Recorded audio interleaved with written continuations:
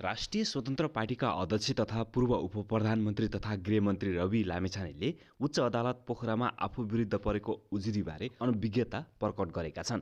सूर्यदर्शन सहकारी ठगी प्रकरण, सम्पत्ति शुद्धिकरण तथा संगठित अपराधको आरोप झेलिरहेका र ६५ लाख रुपियाँ धरोटीमा कास्की कारागारबाट तारिखमा रिहा भएका रविले उच्च अदालत पोखराले पठाएको पेशी सम्बन्धी पत्र बुझ्न इन्कार गर्दै पेशीबारे नै अनभिज्ञता जनाएका हुन्। जबकि जिल्ला अदालत कास्कीले पुस 25 गते गरेको ६५ लाख धरोटी बुझाइ तारिखमा छाड्ने फैसला विरुद्ध उनी स्वयं माघ 14 गते उच्च अदालत पोखरा पुगेका थिए। त्यसो त उनी सहित सूर्यदर्शन सहकारी प्रकरणमा धरोटीमा रिहा गर्ने निर्णय विरुद्ध पुस 29 गते नै जिल्ला सरकारी वकिलको कार्यालय कास्कीले पनि उच्च अदालत पोखरामा निवेदन दर्ता गराइसकेको थियो।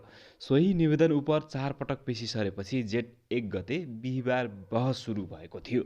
तर जेठ 2 गतेको बहसको क्रममा रवि पक्षीय वकिलले पेशीबारे प्रतिवादी अर्थात् रवि लामेछानेलाई जानकारी नै नदिएको भन्दै इजलासमै आपत्ति जनाएका थिए।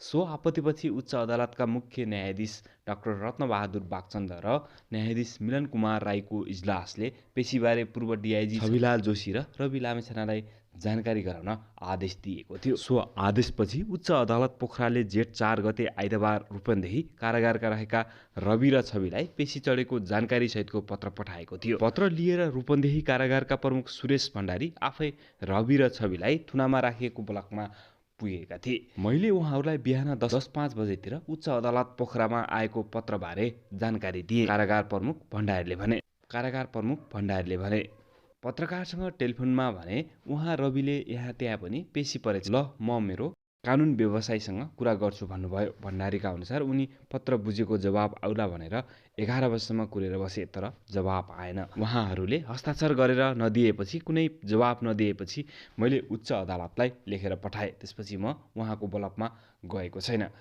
कारागार प्रमुख भण्डारीका अनुसार जेलमा रविको अधिकांश समय पढेर नै बित्ने गरेको छ। उहाँले बलाद्मीपन नै देखाउनु भएको छ। उहाँले भन्दा पनि हामीले राम्रो व्यवहार गर्ने हो, त्यस्तो केही छैन उनले भने। उहाँहरू अधिकांश समय पढेर नै बिताउनुहुन्छ। रवि र छविले पत्रको जवाब नदिएपछि उच्च अदालत पोखराको आइतबारको इजलासले पत्र बुझ्न इन्कार गरेको हो या अन्य के कारण हो भन्दै त्यसको जानकारी गराउन पनि आदेश गरेको छ।